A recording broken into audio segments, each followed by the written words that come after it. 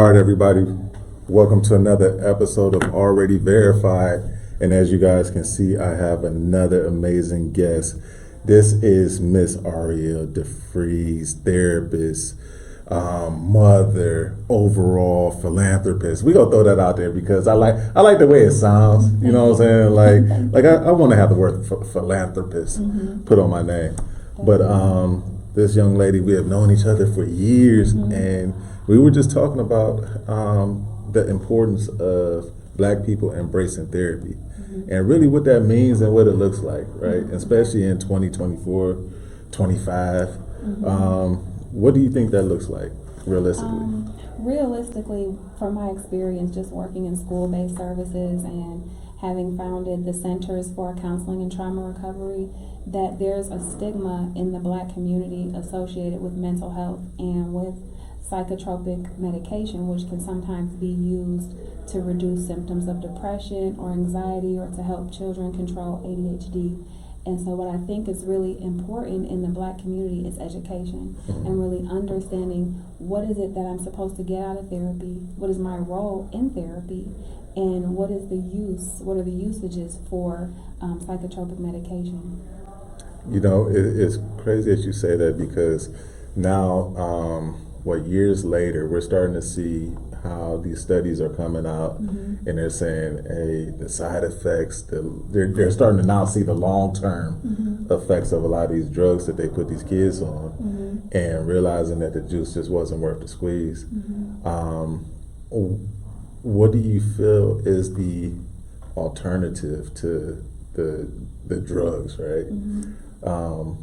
More holistic treatments, or what? Because there's a lot of things that I'm starting to just, I'm on this fence where I don't believe anything anymore, because I've had to unlearn so much throughout the years that my trust issues with anything that we're being told is just kind of non-existent. Like I have to look up everything.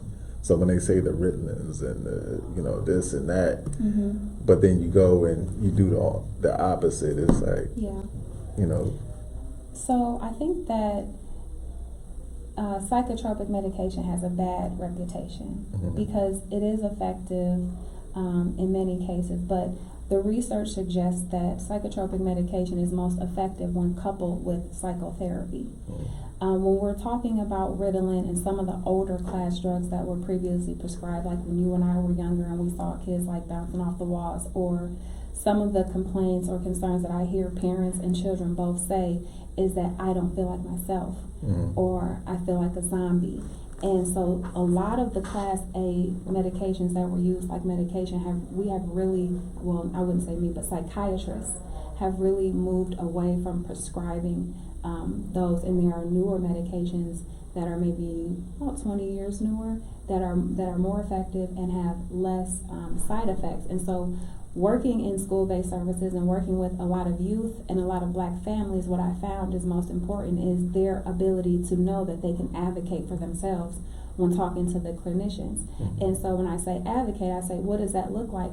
If you're prescribed something and you don't like the way it makes you feel, or you feel that it makes you feel like a zombie, going to your provider and saying, I don't like this, I don't want to take this, what are my other options? Because as people, you have the right to determine what medication that you want, what's going to work for you and what's not. And sometimes it is trial and error. It might take different medications for a young person to treat depression, but outside of medication, psychotherapy is important, especially when individuals are dealing with trauma and learning new skills to cope with depression, to cope with anxiety, and hopelessness. That speaks wonders. My dad was actually just telling me about his recent trip to the hospital, right? And the doctor felt some kind of way because he's like, hey, did you take that medicine? He's like, no, I didn't like the way it made me feel. And to see the reaction that some of these doctors are giving, it kind of makes you question, their true, why are you suggested this drug? You know what I mean? What's your reasoning behind it? And me myself being in one of those situations, around the shot. Like, Yeah. I refuse. That's not going to my body, brother. Mhm. And I went for my physical. This was, man, in 2021. Went for a physical, Mhm. and it was along those same lines where, the doctor is trying to force this particular, thing on me, and I'm like, bro, like, I will punch you. Like, you know what I mean? Like, yo, like, stop. Yeah. But I say that to say, it seems like a lot of these doctors are becoming more incentivized to prescribe certain drugs and certain things, no matter, what the right thing might be. And, I think telling young people that it's okay to advocate for themselves really can go a long way. Yeah. But we also have to show them what that looks like, like you Yeah. said, because in that moment when, even as a grown ass man, I'm standing there and I'm like, Yeah. yo, like, really, Doc? Like, you know what I mean? Like, it can really become disheartening for especially marginalized populations, which are the BIPOC populations, Black, Indigenous, and persons of color populations, because there is an imbalance of power, and there's informal power represented in the relationship between me as a patient and you as a clinician, because you hold the power. You have the coat, you have the license, you have the degree, you have the education. And so among marginalized populations, they can really feel disenfranchised when speaking up for themselves, especially when historically those populations have been dismissed or ignored, or their health has been experimented upon. And so I would say a person is not obligated to stick with the clinician. If your clinician, whether it's a doctor or a therapist or a psychiatrist, is not taking your concerns seriously, they can be fired. You can fire them and you can find somebody else. And that's where I come in, and really my background is not in psychology, but it's in clinical social work, because I'm the champion for the people. I'm not just concerned with your mind, I'm concerned with your social environment and your social interactions and how they impact you. I'm concerned with organizations and the impact of you on you, like systems and education, the criminal justice system, the juvenile justice system. How do those systems contribute to where you are now? So when we talk about outside of holistic approaches, I look at the environment. What is it in your environment that is contributing to your depression? I had a young lady who experienced depression. She lived in the projects. Her mother had experienced substance use her whole entire life, and so her environment contributed to the depression. And in those instances, I can say, what are your other options, and help you explore them and connect you to resources so you're not in that environment, and it often works. Nice. You said something that was very profound right there, where it's realizing that you can fire your doctor. You know what I mean? Yeah. Because once again, man, in my all my grown up years, dealing with that particular physician, it was like, yeah, brother, this your last day. This is your last time. You gotta go. And also, like, realizing that I'm more comfortable, because that gentleman was Indian. My next physician they tried to send was a Jewish guy, and I'm just like, yo, like, there's a very strong disconnect here. So now I'm in the position where I had to realize and be more conscious that, yo, like, you know what, I want a Black physician. I want everybody I need, they need to look like me, because you just don't get it. And it becomes so obvious if you really take a step back and you look at it, because you can see that, like, the care isn't there. Like, they don't give a damn. It's like, all right, we're gonna do your blood work, and then you're just like another person. It's next, like, who's next? Yeah, so that's a huge problem among Black and Indigenous persons of color populations, is the lack of cultural humility by providers and the lack of cultural sensitivity.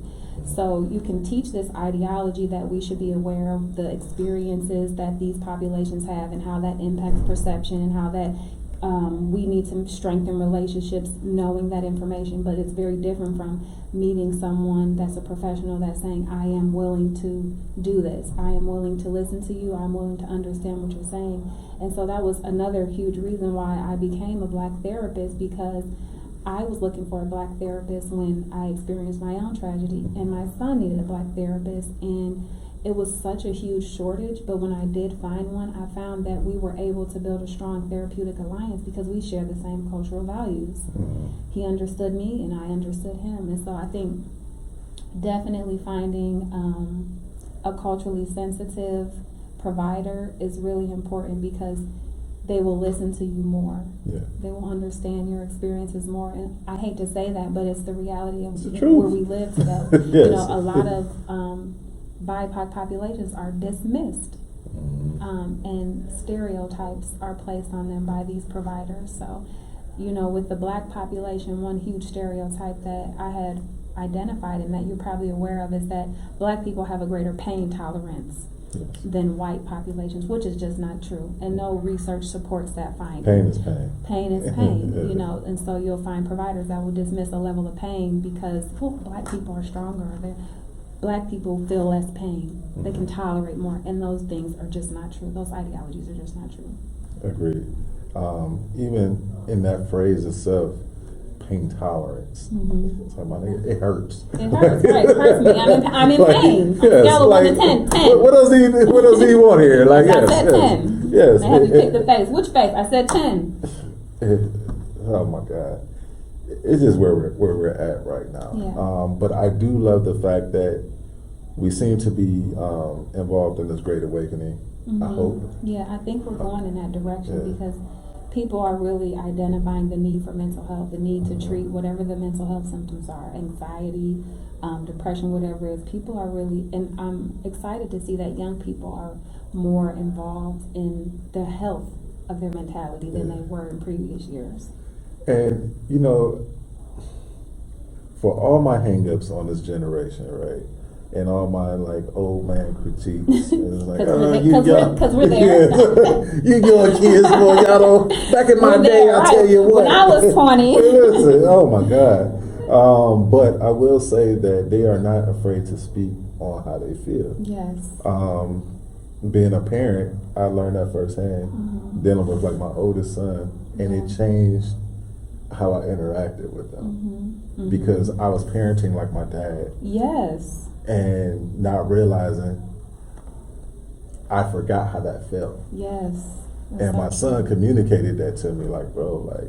It's so true. I had that same conversation with my dad because, you know, I'm like, my son wants to go out at a certain time or be on the phone at a certain time. And I'm like, you know, my mom used to take the phone off the hook. You couldn't call after 9 o'clock. And if you called, you better say, good evening, ma'am. Ariel. So I'm telling my dad, like, my son is like, that's ridiculous, 9 o'clock. And he's like, Ariel, I have to tell you, you're parenting the way that you would parent you 20 years ago. But this isn't that time. And you have to learn to be more flexible. And I'm like, okay. So it really called me to, like, be more self-reflective and be like, how can I be a better parent? Like, these kids are new. You have to kind of listen to them.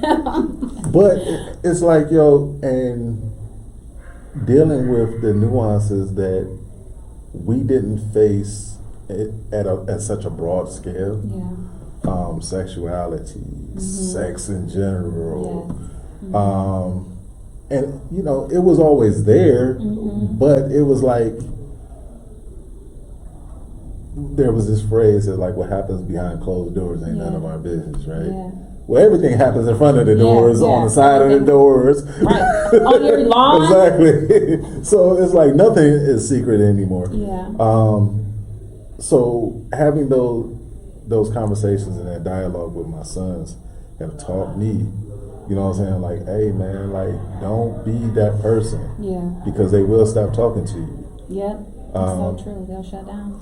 Especially like in the social media age, it's like, like, as much as I can't say this though. My sons are nerds. Like, they're like nerds. They're not athletic. Mine too. Like, listen, like, these dudes are like, if you seen them, you be like, oh, you? No, he does not. Like, mine too. 6'3" and 6'2". Yep. And I'm like, bro, like. My son is 6'3", 220 pounds, and he's just every bit of an intellectual. But I love it though. No interest in, you know what I'm saying, like going outside. Like, we used to be happy to ride the bike, yo. Yeah. Like, you wouldn't know where your be in friends the were. house. Why? Man, listen, like, why do I have to go outside? I'm walking everywhere too, to the store. I want chips. I want pop. I want annihilators. I'm not home. So it just, that part Yeah. really like bothered me. Yeah. And I'm like, yo, like, I don't know how to parent this. Mm-hmm. Because I was so like, I couldn't wait to learn how to drive. Mm-hmm. Once I got my car, I was never home. Yeah. It was like, yo, like, but now they like, yo, get out, man. Like, yeah, go outside. Yeah. Like, man, go talk to somebody. Mm-hmm. Like, I'm not your friend. Yeah. Yeah. So, how do you feel these, like, the youth are able to and are navigating the social media age?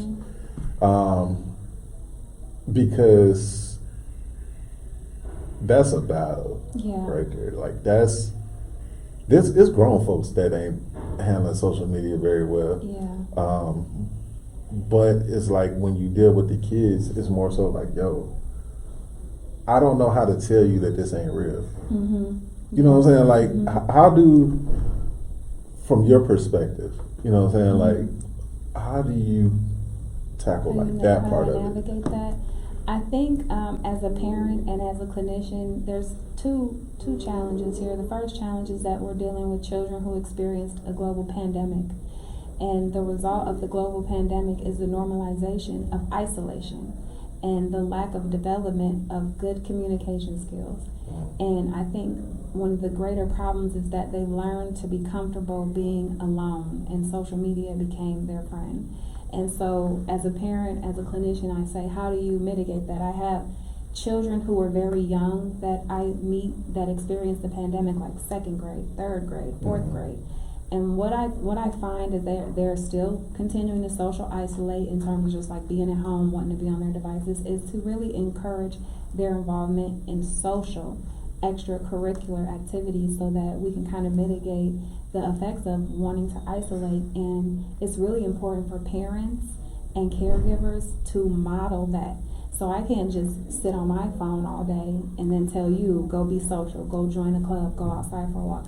I have to show that to you. Dude, like, that's bull, man. So you're gonna have to do it. But I got stuff to do. I work on my phone. It's like, and I call my son Boogie. So it's like, Boogie be like playing with his toys, and I just be like, oh no, you're gonna have to put that phone down, man. And what I have learned to do is limit, because you can get on there and just be mindlessly scrolling or become so engrossed with work, and that's what happened with me. I would be so engrossed and excited about the visions God gave me or the ideas that I told myself, I have to limit this. I have to say, okay, 15 minutes and I'm done, and put it down and put it away. Even though, JR, I know your mind is going to be like, I got 75 things I need to get to. Listen, I am a Gemini, and depending on what time of day it is, it's a different person. Yep. And when that person shows up to work, he got to get to work. Mm-hmm. I'm a work in progress. Okay. I'm figuring it out. Baby steps. Yes.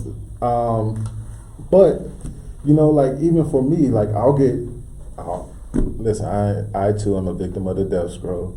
Mm-hmm. Whereas, No, like, I've been there. You I've been just there. get the. I'd be like, why am I looking at It'd be hair? like an I've been hour looking at hair later. for It's like, 15 oh minutes. my god, like this is so unproductive. But it's like, for me now, it's becoming more of a turnoff dealing with social media, because now it's one of those things where I'm able to, I can pinpoint the real versus the fake. And it starts to kind of like irritate my spirit a little bit. So, you know, irritation for me is a choice. Dealing with certain things is a choice. And then once I realized that, it's like I stopped making that choice. It's like, oh no, I ain't got to deal with that. Nope. So that's when, you know, now like I track my screen time and all that stuff. And it's starting to kind of like scale back because it's not real. It's not real. So I just developed my own social network, and I'll be pushing that out. Period. so yeah, local app, don't worry about it. Shameless plug. Okay. You know, if you don't want to do the death scroll and you want to get some substantial content, you come to Local app. We got you. Come to Local. But with all of that said, there's so many different stereotypes now that are being pushed forward. Whereas we were talking a little bit offline about like dating and things like that, and you know the new age expectations. It's wild. And it's like, yo, like it's crazy business. Man, yo, listen, I'm cut different than a lot of these dudes, but I will say that there are some aspects I agree with. Yeah. Some I don't agree with. But I do believe that there's unrealistic expectations on both sides. What's your stance on that? I think a lot of the myths and the ideologies that are being promoted are propaganda. And when we really look at the context of where black families already are, and historically they're divided, and historically division has been reinforced by society, that now we see that we even have our own people using social media as a tool to continue to create division and pit men and women against each other for things that are oftentimes what I view as very superficial. The ideology of what you can bring to the table. Well, what you may be able to bring to the table and what I may be able to bring to the table are intangible. You can't touch them. You can't see them, like the love or support of a woman. And I think when we see males particularly saying, if a man can't do this, if, you know, it was one influencer who said, I give my wife $150,000 every time she has a baby. And so is that saying if a man can't give his wife $150,000 every time that she has a baby, that he's less of a provider?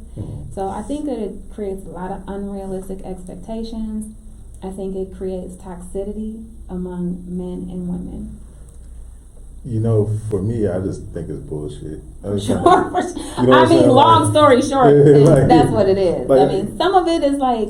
No, because a lot of these dudes, man, like they're so used to being coddled online that it's like if you don't call it out for being what it is, then they'll continue, right? Yeah. And for me personally, it's like, man, like, bro, like, come on, you know what I'm saying? Like, nah.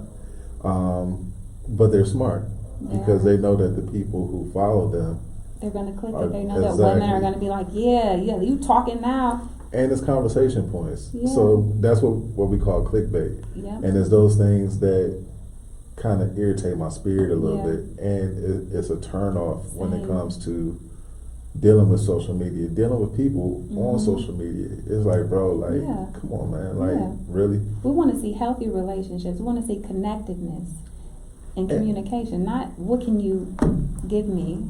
And also realizing that, okay, well, bruh, let's take away what you're selling. Where that $150,000 come from? Right. A lot of questions. Because if you would now, this is where it gets tricky, right? Because if you're willing to talk finances and you want to throw numbers out there, now you just open up a door. Yeah. Oh, okay. Well, let's analyze that. Right. So there's so many different variables there. Outside of even the psychological thing, where it's like, bro, like what are you talking about? There's a lot of people who aren't, you know what I'm saying, like in that financial situation, who can't do that thing. Especially in today's economy. Right, and then it creates a lot of insecurities among men and women, because the same thing happens with women and men saying what you can do and what you can bring to the table, and if your woman isn't this and that and this and that.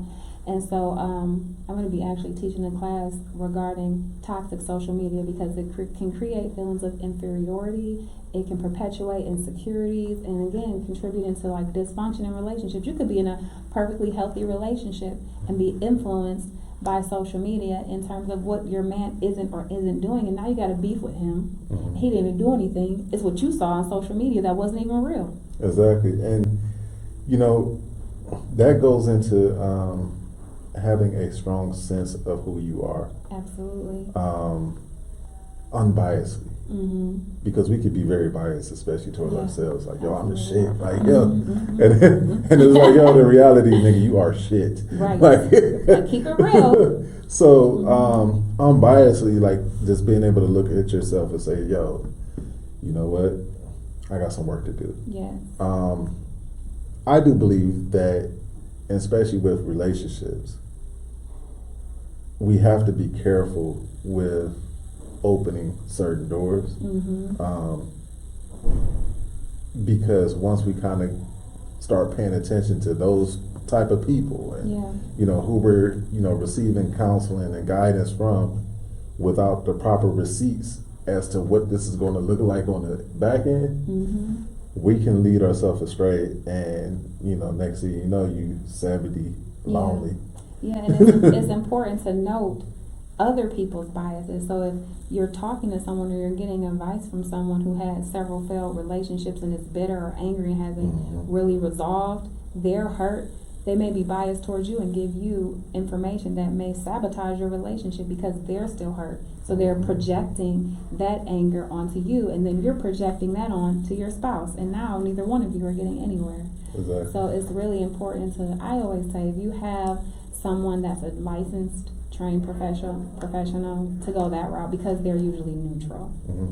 I don't advise couples to put their families in their business, because you will forget and you will forgive and your family won't. Yeah. And I've definitely, I've been in those situations before where Same. it's like, didn't he just whoop your ass? You said he cheated on you. I'm recently divorced, so it's like, what? Okay. And it's like, that's the human side of the shit that we deal with on a regular basis, and I love having those conversations. The reason why is because we've all been there, but then it's like, what does the healthy version of that same scenario look like? A lot of us fail at that because we don't have good examples as to what what good looks like. I failed for many years because I had no examples as to what good relationships look like. I thought I was, everybody's supposed to have multiple women, right? No, you would have never thought that, JR. Man, listen, my daddy a player, my mama a player. So I'm getting it from both sides. I got to counter that, though. Okay. Because at the same time, we grow up and we know right from wrong, and we know we're emotionally intelligent. Most people are emotionally, unless you're a narcissist, because no narcissist is emotionally intelligent because they don't care. But most people, they grow up and they're emotionally intelligent, so you can look at someone and see, like, I'm hurting this person, and then if you love this person, like, no, I'm not going to hurt this person.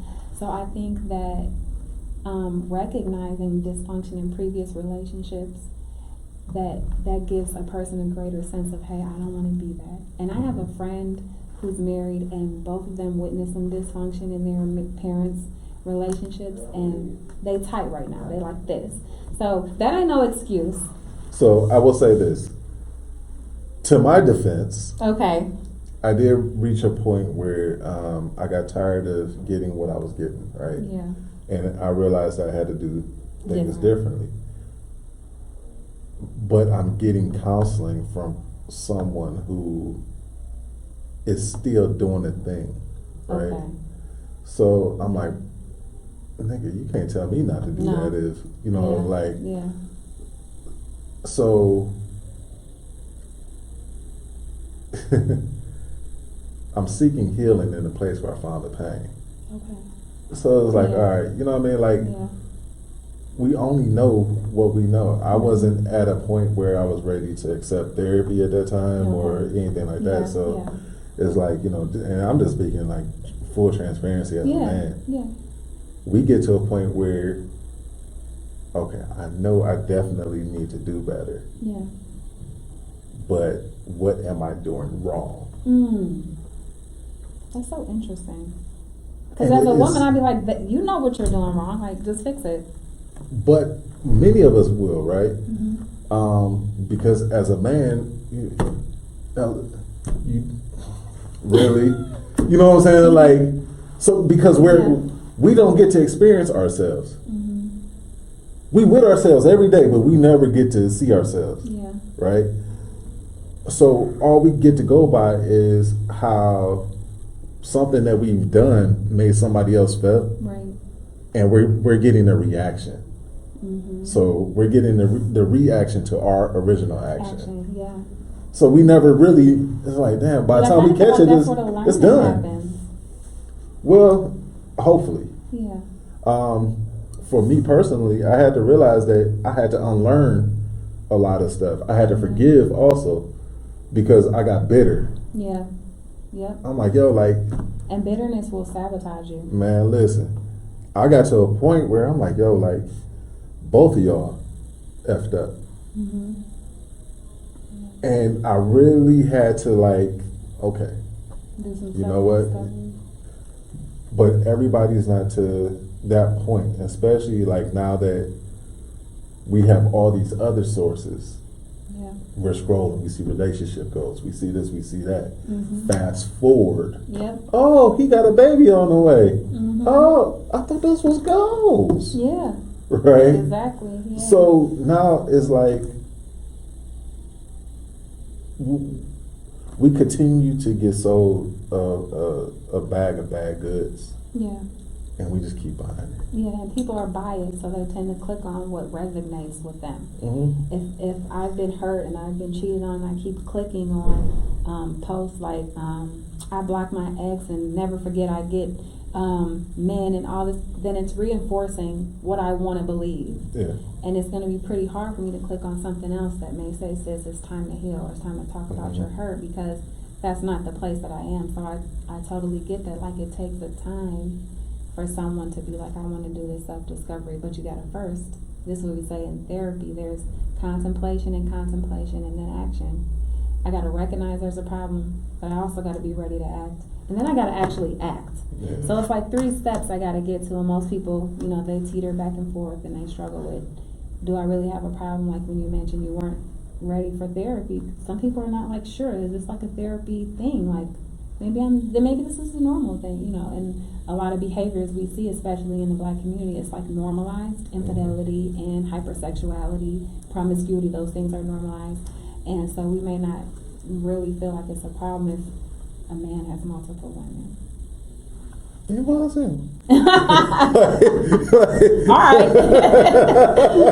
All right. But no, you're making like amazing points. That for me, just kind of like navigating these waters has been amazing. Not married yet, but I've been super close, like a couple times. Okay. But I'm in this phase where I'm trying to, like, I just watch people now. You know what I'm saying? Like, because people could pretend for a long time. Yeah. And I just be like, all right, that. Yeah, I had an experience like that.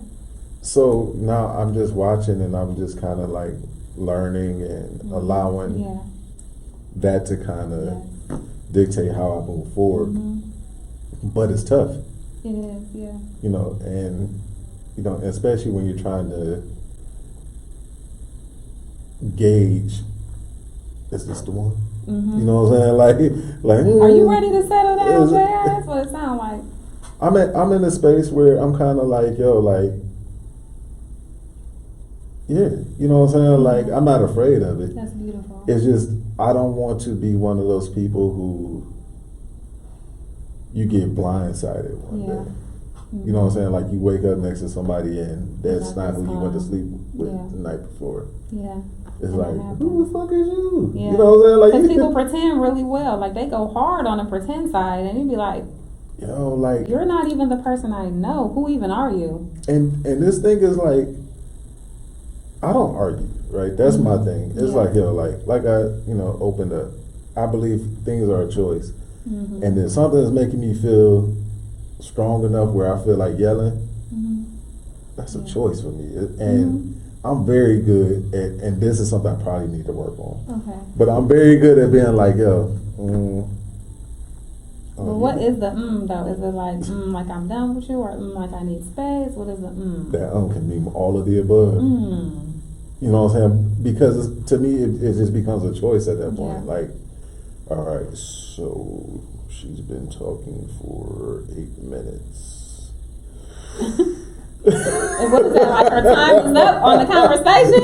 You like zoning out on the conversation? Is that what I'm hearing? Well, yes and no. It's in a sense where it's like, because I feel like as grown people, man, what you mad at? Yeah. You know what I'm saying? It's Like, so much better. my lady, she gets mad because of that, right? I'm Of what? Wait, I want to know. Are you like timing out? Are you like no, checking out no, of the no, combo? no, because I'm just at a point where it's like, all right, I know you're mad about this. Okay. Boom. All right, so what's the solution? Okay. We don't have time to harp on. You don't want to go in circles. You just want to get to the solution. Exactly. I got you. So and what you want to go, better understand. Because women are like that. We want to get a better understanding. You guys will never understand. That has nothing to do with me, though. Like, that part has nothing to do with me. Like, okay, but that part has nothing to do with me. We just want to understand. Good. Go ahead. We want to get. Do I have to be here for this? Kind of, sort of. Lady, kind of. It's give and take. It's give and take. So I do some relationship counseling. I do marriage counseling. And communication is one of the biggest things that causes conflict. If you guys have two different communication styles, she gotta get some of yours, you gotta get some of hers, and then mesh it. But I'm also, once again, I'm in this space where it's like, I have other things that I'm working on. So it's like, it's the same way I handle business. It's like, all right, bet, this is the problem. What's the solution? I see. What's your proposal? I see. This is my proposal. So you're very good at compartmentalizing. I have to be. I see. So it works for me. You know what I'm saying? Yeah. But then it's like you get to a point where, okay, she's a human. You know what I'm saying? Like, so it's dealing with like just that side. So I'm just in this fragile space where it's like I'm still going through my process of I'm not the man that I'm destined to be yet. Oh, I love that. But I am the man that I'm destined to be today. I love that. Because So it sounds like you're navigating it, and in the Black community, like it's really hard for men to say like I'm growing or I need to grow in that area. So it's like really refreshing to see like you're growing and you need to grow and you're doing it. So give yourself some credit. I am. Okay. So thank you. Grace. I deserve it. You do. But we say all of that to say that we, as a community, still have a lot of growing to do. A lot, so much. Even the grown folks. So much. You know what I'm saying? So, the process of seeking out a therapist and even just having conversation, where it's like non-judgment. Yes. Yeah. It changes the situation because now you would be surprised how many people are dying to open up, but don't feel like they have a proper outlet. They feel like, if I say this, they're going to judge me. Yeah. But you're going to keep thinking it. It's true. Yeah, people have a fear of judgment. And I'm going to do a shameless plug. As a person that's a clinical social worker, we're really taught to not be judgmental and to be able to meet people where they are. We're not going to jump in. I'm not going to jump in and say, I'm going to solve all your problems and then I'm going to tell you how to do it. I believe that you are the expert of your life and that you have the answers to solve your problems, and maybe you just need a little help getting there, and maybe you need a little support and a little encouragement. And it's so important to get with a therapist that supports and encourages in combination with learning coping skills and providing psychoeducation and ongoing therapy. But there also has to be a sense of accountability. To a certain extent, because you could. So here's my like philosophy on that, because there are times when I know clinically from like ongoing assessment of needs and having worked with a person that it's time to gently challenge you. But if I push too hard, then you're gonna drop out. I'm gonna lose you because you will feel judged.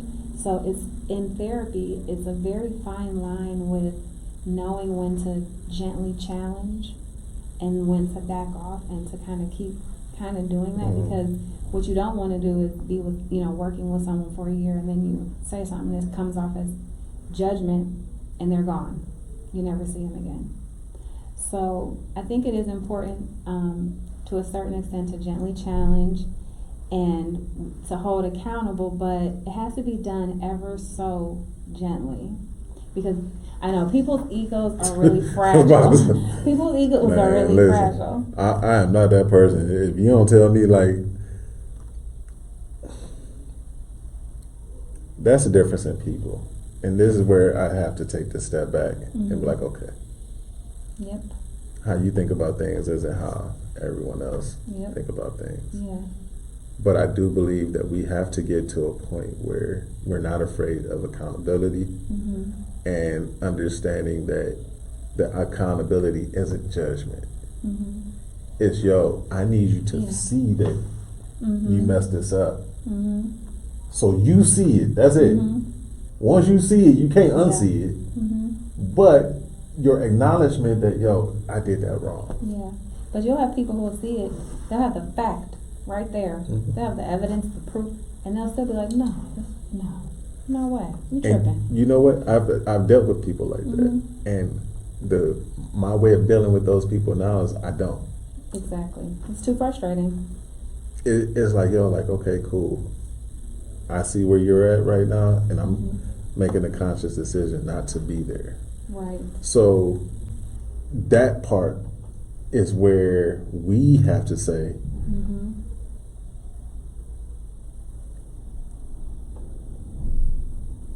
enough is enough. Yes. Protecting your boundaries. You know what I'm saying? And just letting people know, because that part could get tough for people. It is, yeah. It is difficult for people. Even as a clinician, you know, there's times where I've had to say, this therapeutic relationship, it isn't working. You're not ready for therapy. And I do it, of course, in a professional and gentle way, but there are clients all the time. Not you fire your client. I mean, you got to know when to let go. But everything's a choice. If you're coming to me all the time and you're saying, I want to work on this, and we've spent a year and a half, and I've given you the tools, and I've given you the resources and the education, and I do modeling, and I role play with the client, all of these things, and we're a year later, and you've not practiced any of them, then that's when I say, you know, I loved working with you, but you're not ready yet. My door is open. You can come back if you need to, because there are times in people's life where you talked about doing that self-reflection, where there may be too much pain or too much trauma or a very fragile ego, where one negative comment can just like tear their self-esteem down, that people like kind of tend to like avoid those things. So yeah, there are definitely times when you have to do that. You ever seen the movie Revolver? No, I've never even heard of it. You gotta watch it. Okay. It has Andre 3000. He's playing an amazing role. Jason Statham, I think that's how you say his name. He does all the like karate movies, whatever. But the basis of the movie is around ego. And like throughout the movie, you hear the guy's inner thoughts. And then at the end of the movie, it all comes together that his inner thoughts was really his ego. Yeah. So it's like you hear everybody's egos chiming in. The ego is a very powerful thing. If people have a fragile ego, it's really hard to. It's a split personality. Not a split personality. For some people, it is, because some people it is. Some people like they do not realize that, yo, bro, you tripping. People with narcissistic personality disorder, they have the most fragile ego, and they can't tolerate criticism, so they build like false realities. And any hit to the ego is like devastation, and that's where you'll see like narcissistic abuse, like gaslighting or the silent treatment or berating, dismissal and things like that. So yeah, it's very. Listen, we could keep this going all day, man. So we might have to have a part 2, or you know what I'm saying, come up with some other things. But this has been for part 2. Let's get it. So this has been an amazing conversation. How can people get in contact with you? So you can visit my website, Centers with the S for traumarecovery.org, and you can also reach out via telephone at 216-318-9074, and you can follow me on Instagram, Ariel Defreeze. There we go. We'll put all of that in the comment section below. Thank you so much. And, thanks for having me. Listen, thanks for tuning in. There's been another episode of Already Verified. Let's go.